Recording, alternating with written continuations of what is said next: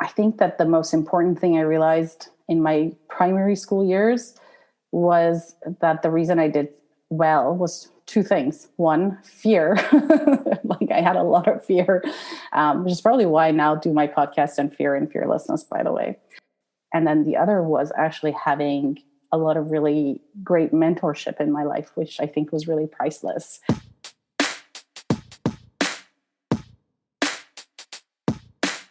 What's giving you reason to smile today? Your incredibly kind words, which humble me so much. I mean, I'm such a nerd and I'm so passionate about teaching and education. All of these incredibly humbling words are just making me blush, really. So Well, I'm glad. When I entered secondary school in Toronto, Canada, which is where we migrated, and then, I was the kid that was just trying to learn English, and it was a new culture and I had to adjust. And also my family structure had changed. So all of those changes led to me actually being kind of the opposite. I was like the kid that was not doing well for a while. And then I had to learn kind of the, as I call it, or as I tell my students, I had to learn the game to school very quickly. Fearlessness to me means interconnected thinking. That's ultimately what I'm saying. I think it's about the connections of the 5 stages of emotional intelligence.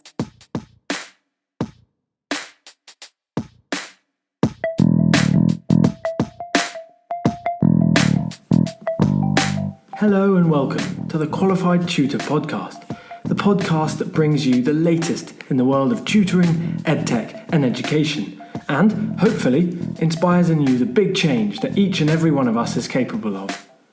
Qualified Tutor is an industry-leading tutor training organisation and online tutoring community for thousands of tutors around the world.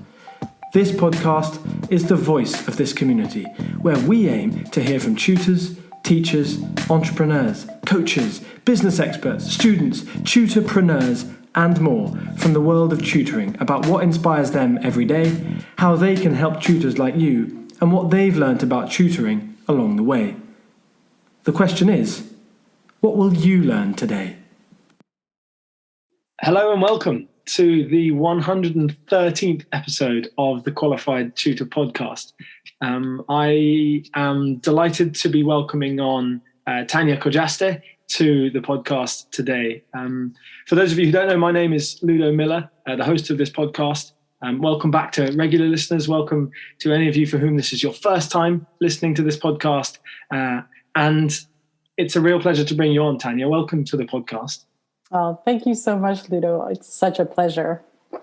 I'm so happy to be here. It's also this is not an environment that's unfamiliar to you, Tania, is it? The podcasting environment is one which you know well, is it not? It sort of is, yes. I run my own podcast, but it doesn't make me less nervous. Trust me, I'm always nervous. Like every time we record, I have the jitters going. So let's see how I do. I think that drives a good conversation. I think you don't want to be too complacent in the podcasting space. True.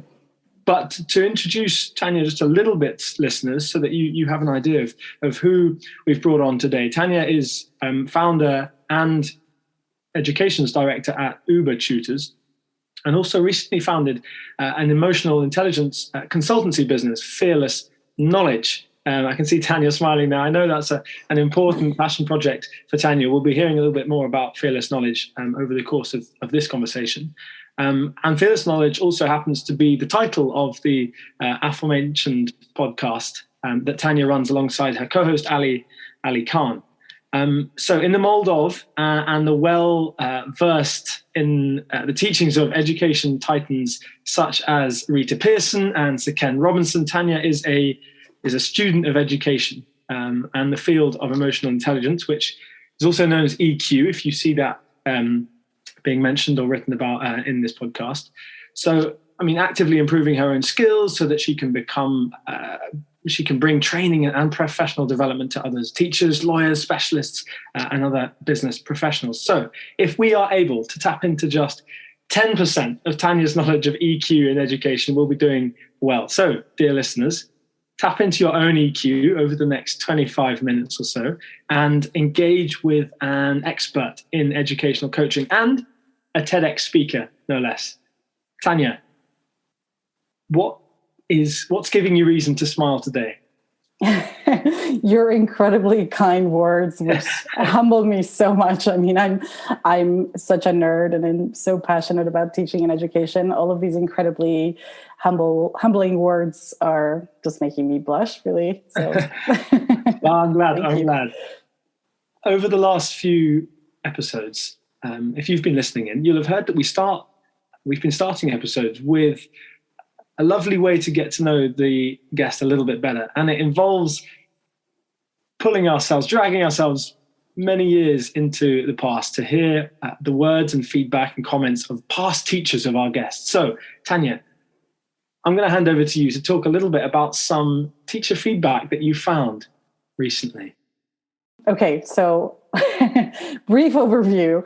I was not born in the UK, as you can probably see from my accent, although I'd say that I'm a native English speaker. I was born and raised in Iran in the Middle East, and I did my primary school years in Iran. So my school reports are basically from back in the day when I was doing my very Iranian education, I'd call it. It was very rigorous. Unlike sort of the Western education system in primary school, there's very little time to play and a lot of emphasis on literacy and math. And, the top student in the class usually gets a lot of kind of honorable mentions and gets like the cool kid rep. I know it's kind of the exact opposite of how school is here. So also coming from parents like mine who were very intense in their sort of drive to make sure they have highly educated children, there was a lot of pressure on me, let's just say. And so my school reports basically from, this is like awful to mention, but I basically had like 100% in every subject from like primary, like grade 1 all the way to grade 5.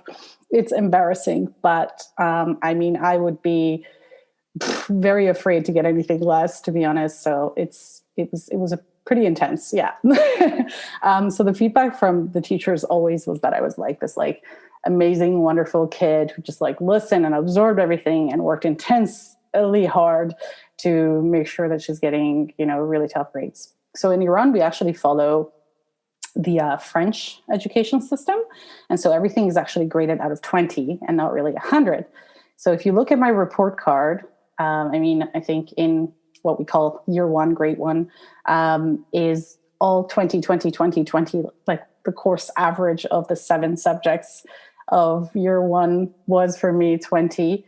I think I started to falter a bit in year 2, and that was around the time that my, family was also having some personal issues and things like that, but it still didn't take me away too far from the 20 mark. I think my average was like 19.68 or something like that. And then all the way through. So I'm sorry to say it's not an incredibly interesting or turbulent story, but I was a keener and I liked it. But that story really changed when I entered secondary school in Toronto, Canada, which is where we migrated. And then, I was the kid that was just trying to learn English, and it was a new culture and I had to adjust. And also my family structure had changed. So all of those changes led to me actually being kind of the opposite. I was like the kid that was not doing well for a while. And then I had to learn kind of the, as I call it, or as I tell my students, I had to learn the game to school very quickly. And so the game of schooling has become my now forte and passion and what I do. So do you have any particular pieces of teacher kind of report that you managed to find? Yeah, I did. I have my year 1 to year 5 reports, and like I said, the teachers mainly had commented on like the most stellar student we have, the dream student, which is embarrassing, but yeah, that's what it was. That's wonderful. It's so funny to see how that creates the person that you are now. I mean, of all the previous guests that we've had, for whom we've brought this segment in, it's revealed a lot about them, and it's also revealed a lot about the schooling system in which they were, 10, 20, 30 years previous. I'd love to know, Tania, how does that feed into your why? How does the education you've had and the places that you've been moved to as a child, how does that feed into your why as a tutor? Yeah, it's a really great question, actually, because, I think that the most important thing I realized in my primary school years was that the reason I did well was two things. One, fear. Like I had a lot of fear, which is probably why I now do my podcast on fear and fearlessness, by the way. There was a lot of fear in me to like do really well and be a highly literate student, highly educated. And then the other was actually having a lot of really great mentorship in my life, which I think was really priceless. So kind of the experience of being a fearful kid and also having really incredible mentors at the same time meant that I was really observant about just like the dynamics of the education system from very early on, I think. And then when I moved to Canada, and it was really difficult to actually adjust to everything there in terms of the academic system, the language, culture, everything. Again, I just became sort of an astute observer of what the flaws or faults in the education system were, as well as the goods and the positives. And I wasn't really aware that I was such an astute observer of the education system. I just knew that I was sort of either reacting or rebelling or conforming. And it wasn't in retrospect until I was in university and saw some of the patterns showing up in the earlier education system, also showing up in university, that this actually became a thing for me. And I always dreamed of correcting some of the issues in the education system because I just thought we're losing sometimes incredible minds and incredible souls in sometimes rigid and emotionally unintelligent, dare I say, education system sometimes. So. And a large part of what you do is around, obviously, EQ, as I mentioned, and that can be something that we are able to educate children and adults on in order for them to see, their value, to see their importance, to see the people around them with empathy, with compassion, all those kind of things. And what you're talking about there, I think, is really points to your work in the field of EQ. So, I mean, can you tell us a little bit more about the teaching of emotional intelligence in tutoring? Yeah, absolutely. So I'll be honest, when I set up Über Tutors in 2012, my kind of framework around it wasn't necessarily emotional intelligence. I just wanted to have a really great and quality tutoring company that stood out like in the market in the UK. And I knew that I really wanted to have some really quality tutors and thinkers like myself, so like-minded people who were a bit of a sort of know-it-all, could cover various subjects, various ages, were really people, what's the word? People persons? Yeah, people persons. And really actually, without officially saying so, emotionally intelligent. That's what it was, and the sort of underlying factor. And so I started off hiring a whole bunch of tutors for our team and doing interviews. And I found that the commonality between the really great tutors that kept getting sort of hired and staying with us and doing an incredible job with the students and helping them like really rise their levels and their confidence was that they were just incredibly like high in their EQ. It wasn't just that they knew maths really well or that they knew the curriculum from GCSE and A-levels. It was that they really related and unpacked the self-awareness of the student and empathized with them, got to the root of their challenges and issues in learning and helped them resolve them in practice. And that's actually what I think distinguishes a tutor as well from a teacher, is the ability to facilitate that sense of self-awareness and the challenges and obstacles and helping them in practice overcome them. Whereas teachers typically don't have the time and frankly, the resources to do that. So yeah, that's sort of how the journey started with Über Tutors. And then along the way, because I had set up this brand of tutoring, mentoring, or emotionally intelligent tutoring, I just kept getting invited by different institutions and professionals to come and do keynote speeches or to come and do some training for their own staff, or to, schools would invite me to do training for their students and that sort of thing. And I guess, yeah, it was just the invitations that kind of made me realize, oh my gosh, maybe there's a thing behind emotional intelligence, and this is actually a new market or a new demand. Or maybe it was actually an old demand. It was just that it wasn't really precisely addressed before, and I was getting invited to do it. So then that kind of took me on the extended journey from Über Tutors to setting up Fearless Knowledge. And I mean, it's in its very, very humble beginnings right now, but I do have the passion of, and the desire of taking it forward and making it much bigger. Yeah. So, I mean, could you just tell us a little bit more about Fearless Knowledge, and perhaps as, a deep thinker and a great visionary that you are, Tania, where also do you hope Fearless Knowledge can go?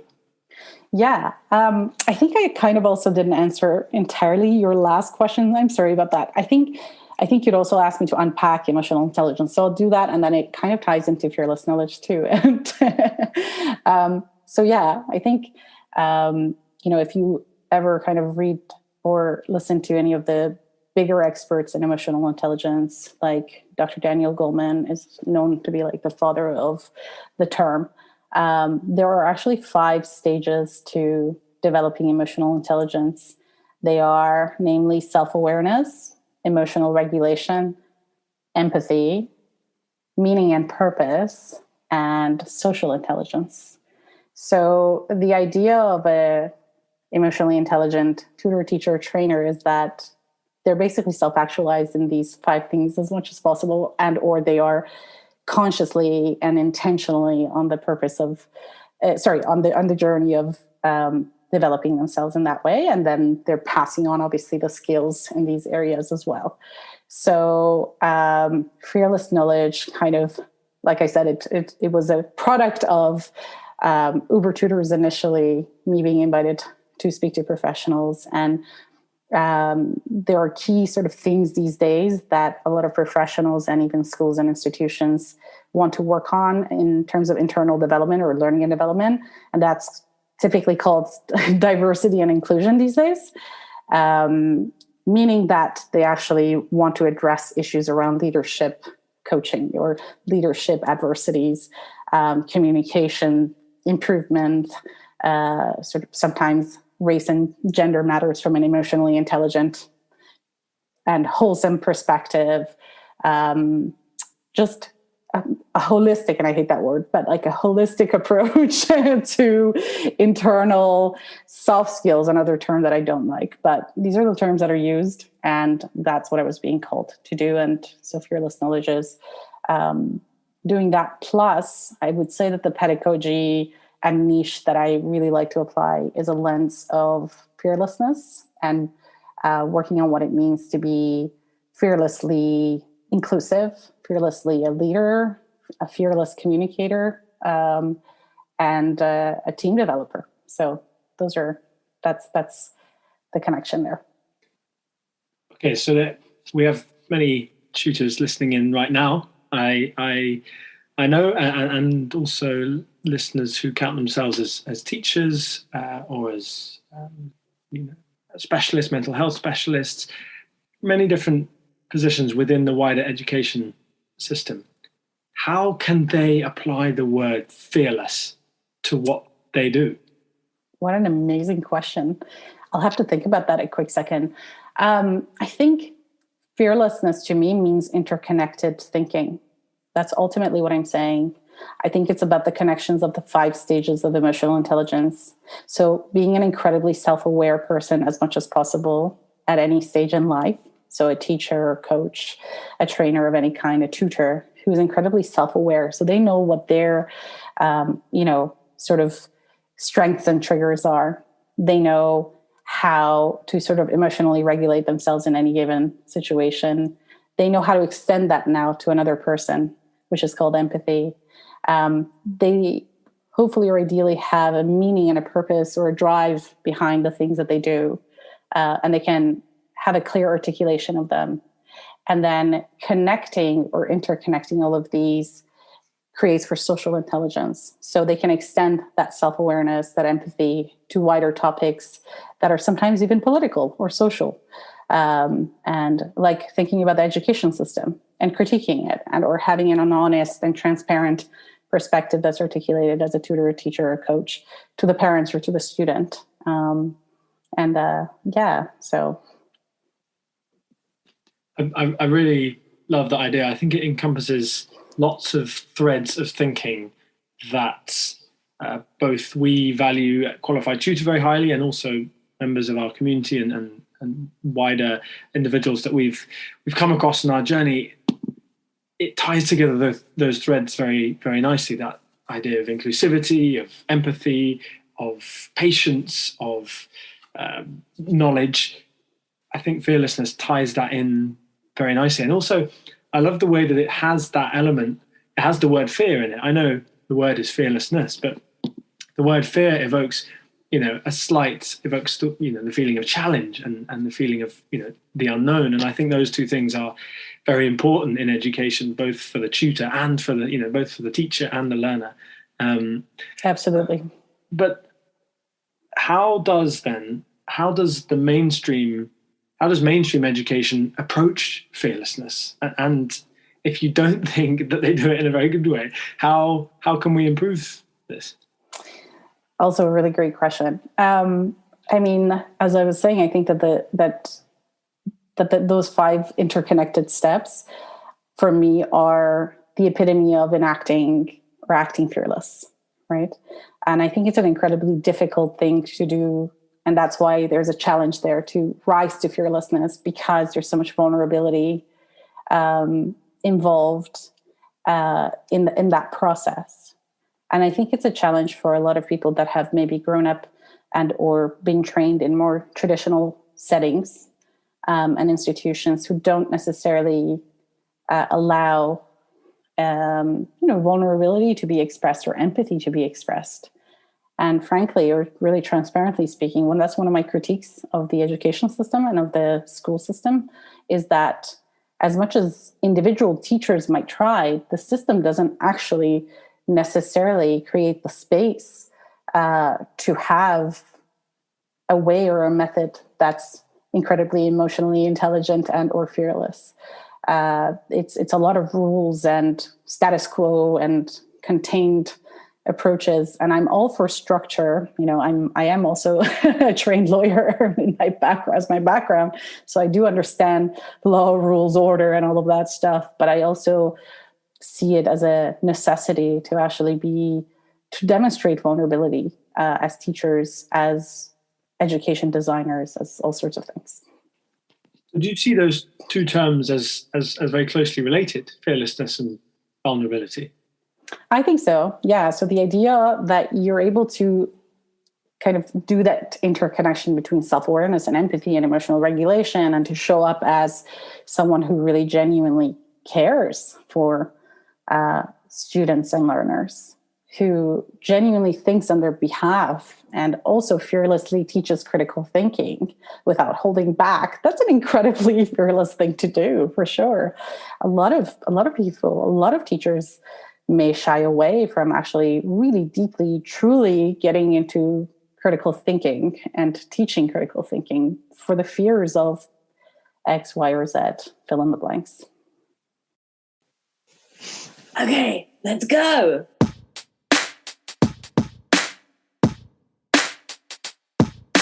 Welcome everyone to this, the 11 a.m. event on Monday the 24th of January at the Love Tutoring Festival.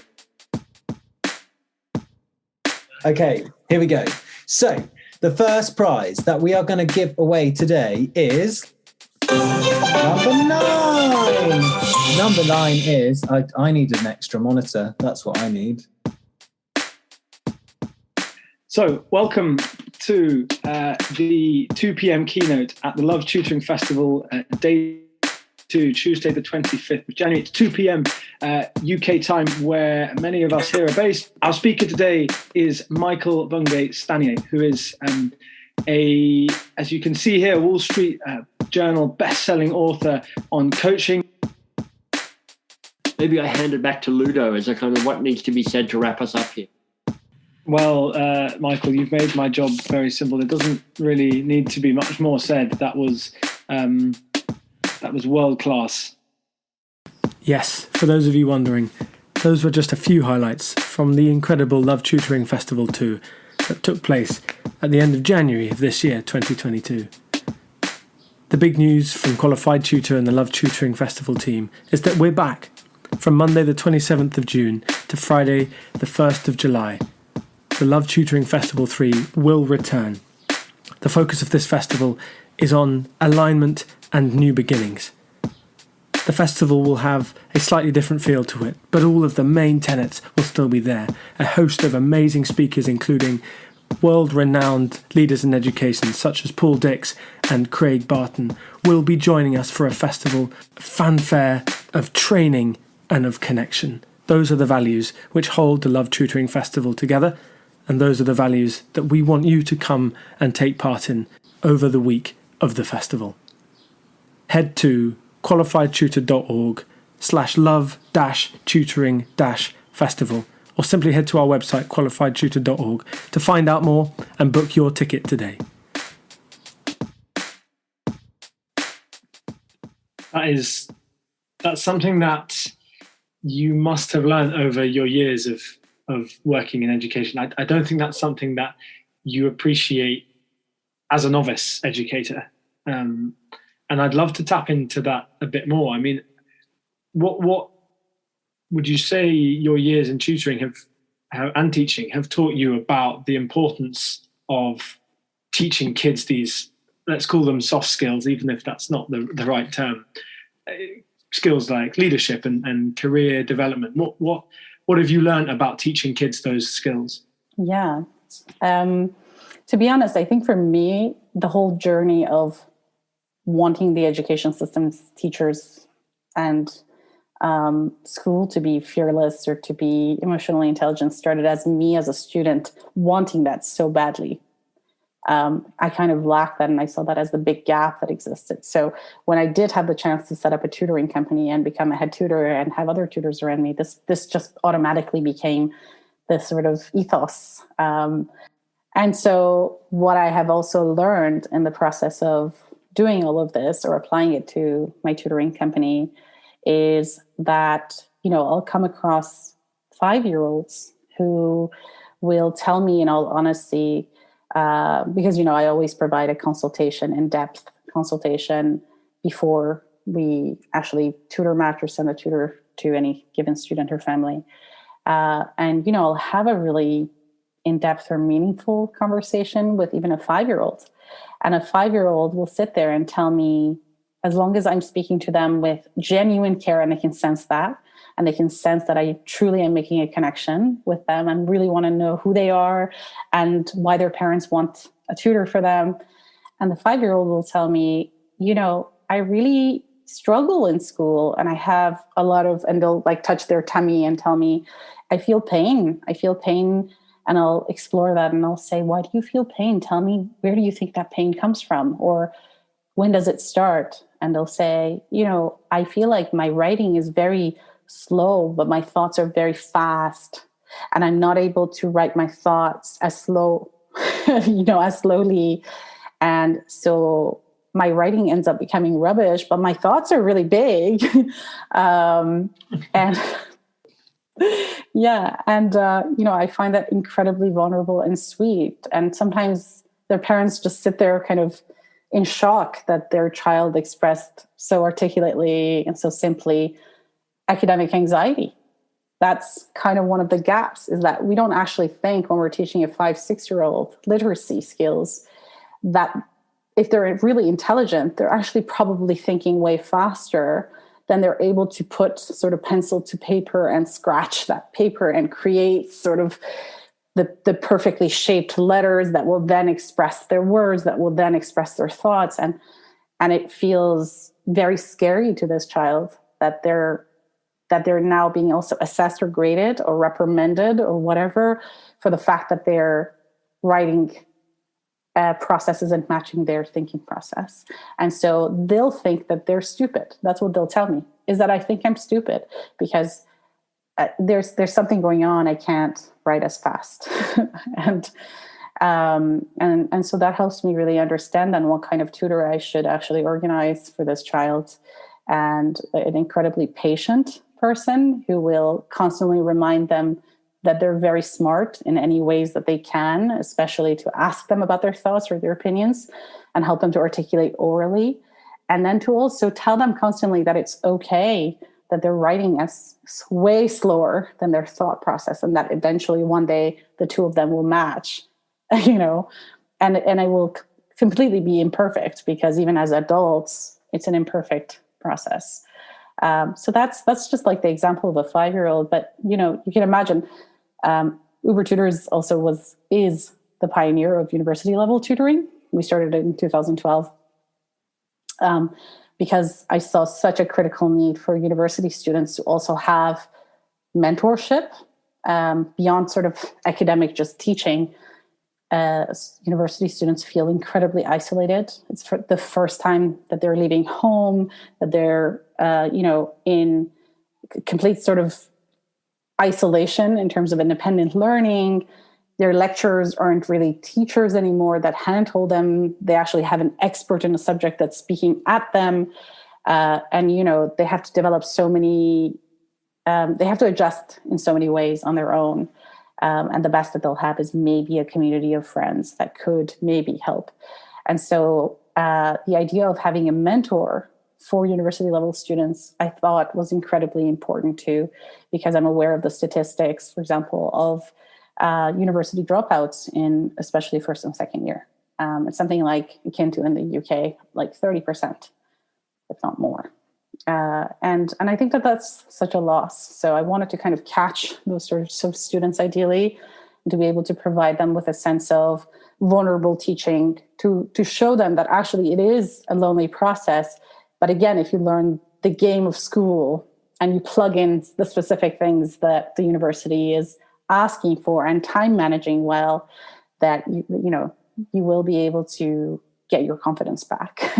So I think it's so powerful that you started the answer with how vulnerability comes across for a learner, because it's not always easy to spot, and as you say, it requires active remedial work from the tutor to reinforce to the student that they're doing well and that it's fine not to be perfect.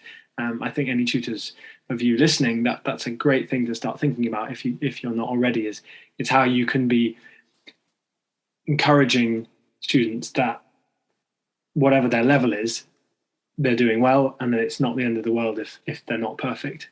That's right. Because but unless tell them, unless a tutor is really mindful and again self-aware, to kind of tap into whether or not they've had that almost training informally to be taught or to be mentored, they won't necessarily know how to pass it on, right? And it's an innocent flaw to have, because if I haven't been taught, or if I haven't seen in practice what an incredible, vulnerable mentor that opens me up looks like, I won't know how to do that for someone else.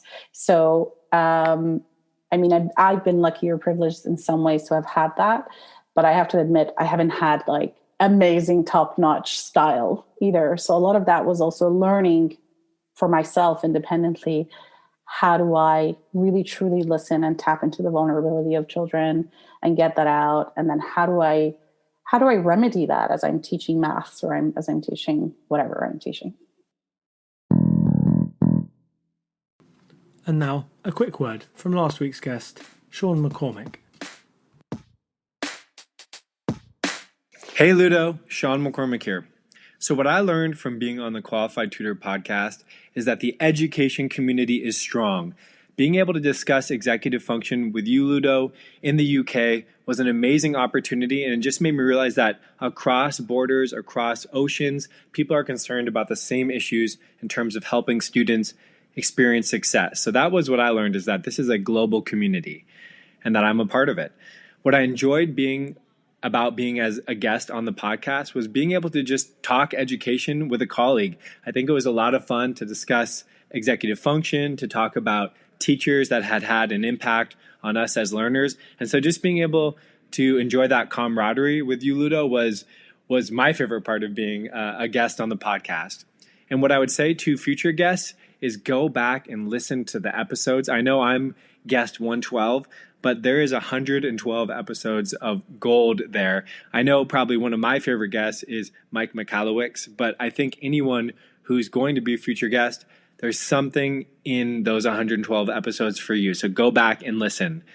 Hope this is helpful, and I'm so grateful for the opportunity to be a part of the Qualified Tutor podcast. Tania, thank you for sharing these nuggets of wisdom, these pearls of wisdom. Such a pleasure. Thank you. I mean, I love the way that you were talking just there, wrapping up about Über Tutors and what Über Tutors has done for the tutoring market. Because just before we finish here, I'd like to ask you, what's next for Tania Khojasteh? I mean, Über Tutors is my first baby, my business baby. And I'd love to see it actually scale more. So that's one of the things that I'm looking forward to, is scaling and maybe even passing it on to someone else who would like to take care of the baby and now raise it into an adolescent. You know what I mean by that? I love the analogy. Yeah. So, and that's because I kind of also want to move more formally into the leadership coaching and diversity and inclusion stuff and fearless knowledge. And I'd love to operationalize these kinds of trainings for schools, to create a model actually for schools, for universities, for professionals, law firms even, so that's what's next for me, hopefully. So just a few things then. Just a few things. Just a few. Yeah, exactly. Not much. Just passing the business on, launching a schools run project for fearless knowledge, launching EQ into the curriculum. Yeah, no, it's just just a few goals. I mean, I didn't mention any timeline, so we'll see. Remember, I'm the kid that in primary school was taught that I have to do really, really well, and then I had this sort of slip into not doing well. So I tend to take my time between doing well and really not doing well. As well you should, Tania. Thank you very much. If you want to find out more about Über Tutors, ubertutors.co.uk is where to head. If you want to, and I urge you to have a listen to Tania and Ali's podcast, Fearless Knowledge, then you can just tap that into Google, or it will be in the show notes of this episode. There's also a TED Talk that Tania gave not too long ago, so that'll also be in the show notes, because I would love you as listeners to find out more about Tania after this. Tania, thank you so much for that. That was a really thorough look into what you do, and also, and crucially, the emotionally intelligent tutor. I love that title. I think you should own it, and I think people should attribute you with that. So thank you for introducing that to my vocabulary, and hopefully to the vocabularies of lots of others listening. Oh, that is so... It just makes me shy and blush again. Thank you so much. It means a lot. Very kind of you. Tania. A pleasure. And we will see you all next time. Cheerio then. Bye. Bye.